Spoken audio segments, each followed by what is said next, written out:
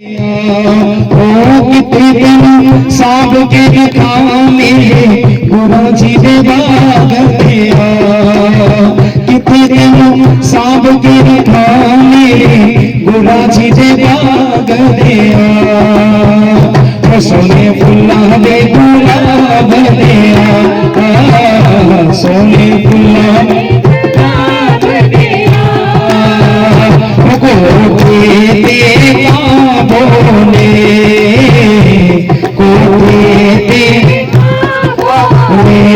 ओ चिट्ठी आई मेरे गुलाबी बिच सिंह गला बोले, चिट्ठी आई मेरे गुलाबी बिच सिंह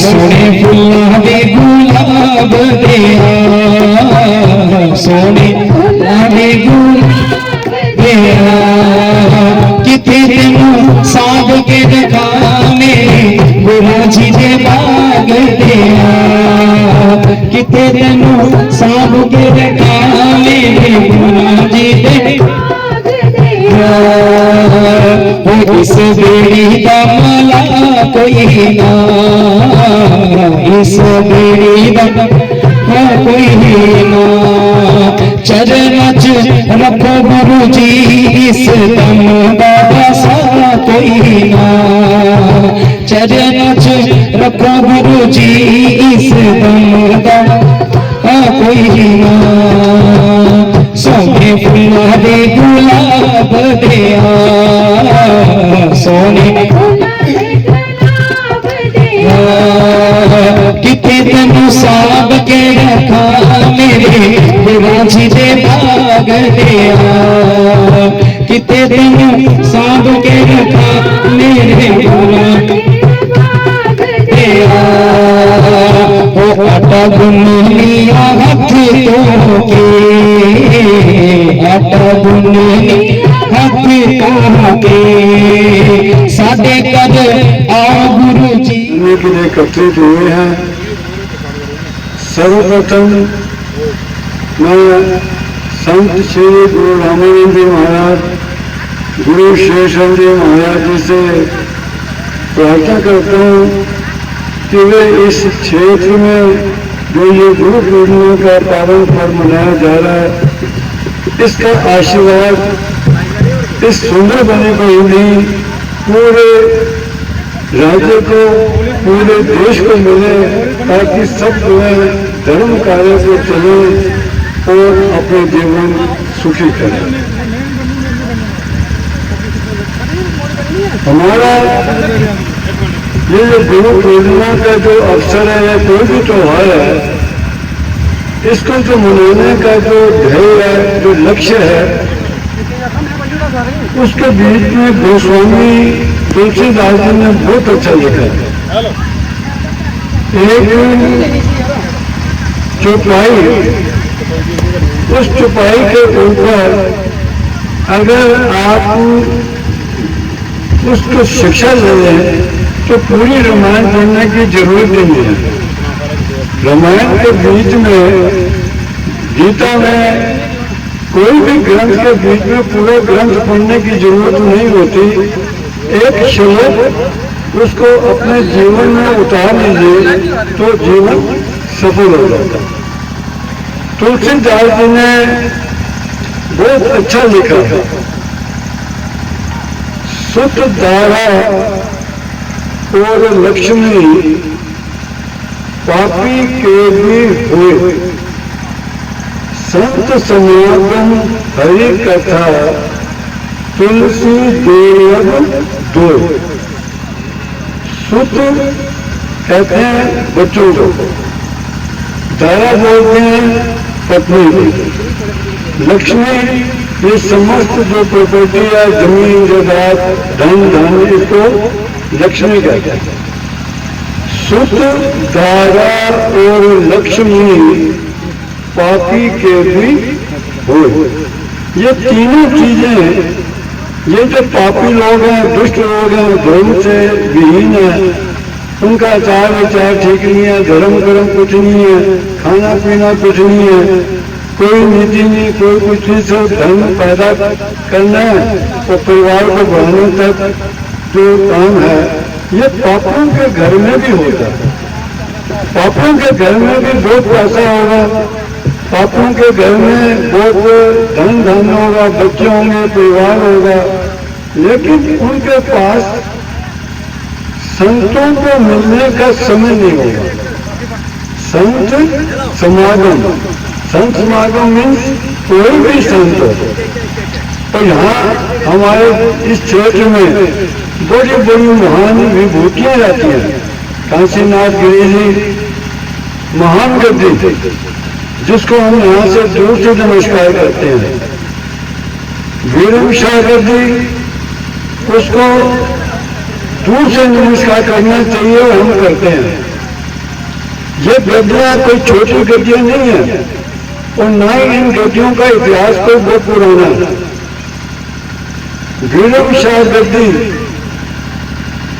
उनके बारे में कहते हैं कि एक गांव में जब पाकिस्तान में कहीं गए तो वहां बैठे हुए थे, शादी का समय था, तो एक सेवक कहने लगा कि महाराज आप कहते हैं यहाँ घोड़े तैयार हो गए, चलेंगे, आप किस पे चलोगे? तो गांव में आपने देखा होगा कि घर में, मिट्टी के घरों में साइड में मिट्टी की दीवारें होती थी पहले, छोटी छोटी। वो मिट्टी के दीवार के ऊपर बैठे हुए थे। तो कहने लगे महाराज हमने क्या चलना, यहाँ बैठे हैं, इसी पे चल पड़ेंगे। तो सेवक कहने लगा महाराज क्या दीवारें भी चलती हैं? उन्हें के क्यों नहीं चलते? उन्होंने दीवार पे हाथ रखा है, चल भाई, तो दीवारें चला दी।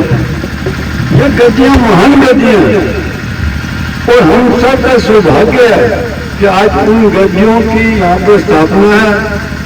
उन गद्दियों को हम यहाँ दूर से नमस्कार करते हैं और ऐसी गद्दियां जहाँ पर होती हैं उस क्षेत्र का विकास होता ही है। तो तुलसीदास जी ने जो कहा कि धन कमाना कोई बड़ी बात नहीं है, बच्चों को जन्म देना कोई बड़ी बात नहीं है, लेकिन बड़ी बात क्या है कि आज जैसे हम सुंदरबनी में हम जितने भी यहाँ आए हैं, जिन लोग उन लोगों से ज्यादा सौभाग्यशाली हैं जो आज यहाँ पर आए हैं।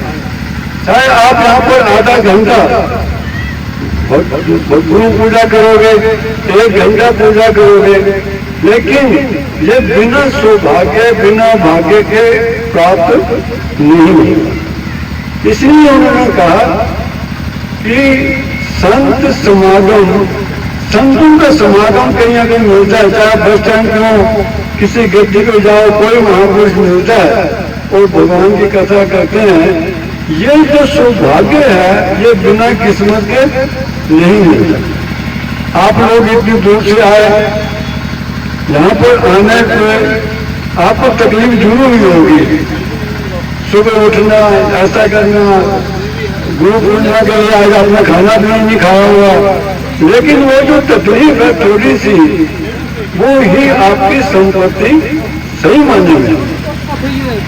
कहते हैं ना कि अगर रोटी ना खाऊंगा तो वो रोटी मेरे पत्नी के पेट में नहीं जाएगी। मेरे संत श्री श्री 1008 श्री रामानंद जी महाराज की, श्री शिव शरण जी महाराज की, संत श्री इंद्रजीत जी महाराज की, सब संगत की सर्वप्रथम मैं गुरु जी के चरणों में कोटि कोटि वंदन करती हूँ। कहते हैं गुरु रे ब्रह्मा, गुरु रे विष्णु, गुरु रे देवो महेश्वरा, गुरु रे साक्षात परम ब्रह्म, तस्मै श्री गुरुवे नमः, तस्मै श्री गुरुवे नमः। मैं गुरु माता जी के चरणों में भी कोटि कोटि वंदन करती हूँ। जैसे कि आज गुरु जी ने बताया कि गुरु पूर्णिमा के अवसर पर यहाँ पर जो है एक सत्संग विशाल भंडारा भी रखा गया है। तो मैं सभी को, जो जितनी संगत यहाँ पर आई है, सबको मैं अपना अपना बारंबार प्रणाम करती हूँ और सबका शुक्रिया अदा करती हूँ कि संत जी जब भी कोई प्रोग्राम करते थे आप भारी संख्या में आते उस कार्यक्रम की शोभा को बढ़ाते हैं। तो मैं गुरु पूर्णिमा के अवसर पर आप सभी को अपनी ओर से भी ढेर सारी शुभकामनाएं देती हूँ और गुरु जी से यही प्रार्थना करती हूँ कि सभी पर अपने अपार कृपा जो है वो बनाए रखे, सभी के घर में सुख समृद्धि हो, खुशहाल रहे। बस यही कहूंगी कि क्योंकि ये मंच भाषण देने वाले नहीं है, तो मैं गुरु जी ने अपना इतना हमें इतना मान सम्मान दिया, अपने इतने आशीर्वाद वचन हमें कहे, मैं गुरु जी की बहुत बहुत आभारी हूँ। हमने अक्सर देखा कि गुरु जी ने हमारे समाज के हित के लिए ही कार्य किया है। आपको याद होगा कि लंबेड़ी में भी इन्होंने दुर्गा माता मंदिर में श्री भगवत कथा जो है वो हम हमारे समाज के लोगों के लिए करवाई थी, और फिर सुंदरबनी में जो राधा कृष्ण मंदिर है वहां पे भी इन्होंने श्रीमद् भागवत कथा का आयोजन किया गया था। तो हमारे समाज के हित के लिए इन्होंने अक्सर यही प्रयास किया है कि हमारे समाज जो है सही दिशा में चले, हमारे जो बच्चे हैं धर्म के मार्ग पर चले, अपने जो लक्ष्य को प्राप्त करें। तो मैं अपने पूरे समाज की तरफ से गुरु जी की बहुत बहुत आभारी हूँ कि इतने देहरादून से आकर भी हमारे बीच में हमारे लोगों के लिए, हित के लिए, हमारे समाज को एक नई दिशा देने का जो कार्य कर रहे हैं बहुत ही सराहनीय है। तो मैं एक बार फिर से गुरु जी के चरणों में कोटि कोटि वंदन करती हूँ। और यहाँ जो आश्रम बनने जा रहा है, जिन्होंने भूमि जो है यहाँ पर दान दी आश्रम के लिए, मैं उनको भी बहुत बहुत धन्यवाद देना चाहती हूँ। तो उन्होंने बहुत एक समाज के हित के लिए ये बहुत बड़ा कार्य किया है। तो बाकी यही कहूँगी कि गुरु जी हमारे बीच में है, तो हमें निश्चिंत होना चाहिए। ये सही समय पर हमें अपना जो है वो ज्ञान देते हैं, सही दिशा प्रदान करेंगे। तो मैं एक बार फिर से इनके चरणों में कोटि कोटि वंदन करती हूँ। और जितनी भी यहाँ पर मेरी माताएं बहनें आई हैं, जितनी भी यहाँ पर भक्तजन आए हैं, बुजुर्ग आए हैं, मैं सभी को चरणों में कोटि कोटि वंदन करती हूँ। जय गणेश। साब के दिखाने गुरु जी दे बाग दिया, कितने दिन साब के दिखाने गुरु जी दे बाग दिया, सोने फुल्ला दे गुलाब दिया, सोने फुल्ला दे गुलाब दिया,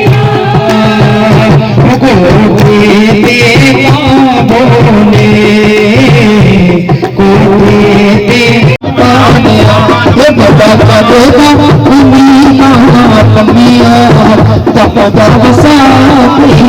ये ज्यादा ज्ञान इन्होंने लिया हुआ।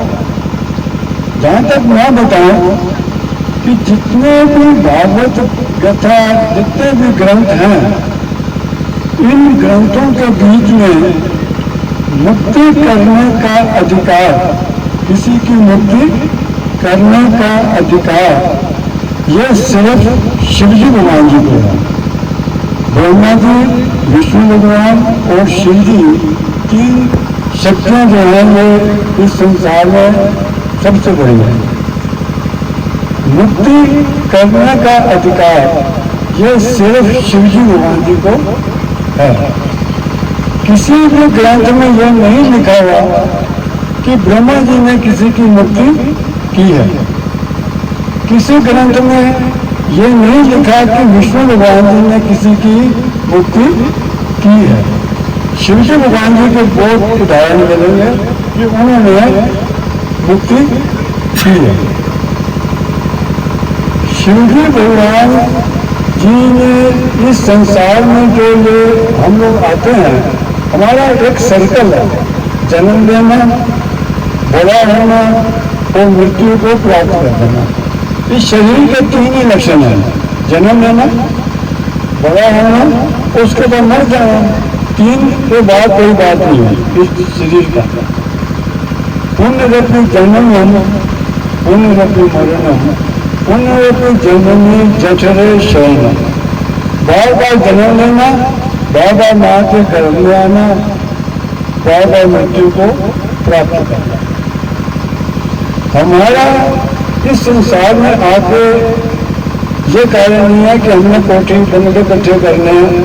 हमारा कार्य है कि संसार के सारे कार्य करने हैं और इन कार्यों को करते हुए उसमें से ऐसा समय निकालना है जिसमें हम भगवान को याद करें और मोक्ष को प्राप्त करें। जिन व्यक्तियों की मुक्ति नहीं होती, कर्म नहीं होते, किसी कारणवश अगर गति में चले जाते हैं, भूत प्रेत बन जाते हैं, अब उनकी गति कौन करेगा?